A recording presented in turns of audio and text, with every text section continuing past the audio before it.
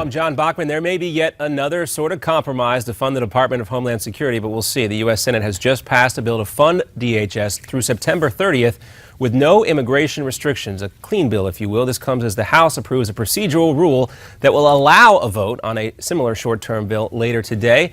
That 3-week bill also leaves out any language that would block the president's immigration actions. The vote comes just hours ahead of a partial shutdown for Homeland Security. When asked about the Senate proposal for a clear funding bill, House Speaker John Boehner had this to say. You're going to put it on the floor, you're going to kill it, you're going to want to vote on it. Have you even had this discussion?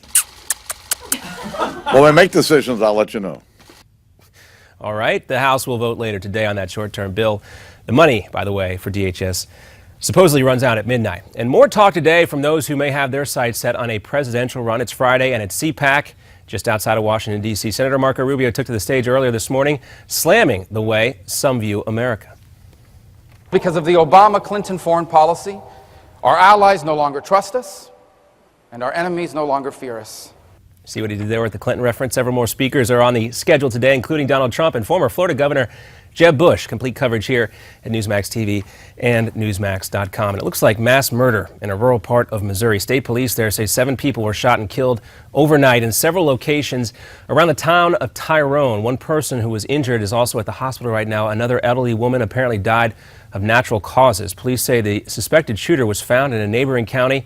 He had apparently shot himself. So far, no word on a motive. Still a tragic case. Former New York Governor George Pataki takes a step closer to a possible 2016 presidential run. He's formed a new political action committee, and he spoke to our own Ed Berliner. But for the campaign finance laws, I could well be a candidate now. I've run a complex state. I did it for 12 years. I did it through the horrors of September 11th, and didn't just run it, I changed it. Well, Pataki also says he's outraged after seeing a report that the Clinton Foundation accepted millions from foreign governments while Hillary Clinton was the Secretary of State. Some in Washington, or some Republicans in Washington, are now looking for a new way to fight the FCC's vote on net neutrality. They say the vote yesterday to regulate the internet service providers like utilities will stifle innovation and raise costs. Now, some lawmakers are talking about new legislation to make sure the internet is not overburdened by regulation. And Indiana lawmakers have approved a new way to save infants from being abandoned and perhaps killed. The State House there has approved a bill allowing these baby boxes to be built. They're installed at places like hospitals and fire stations. And once a baby is locked inside, local officials get an alert. It's an extension of already existing safe haven laws. Critics say it would make it easier for people to abandon their children.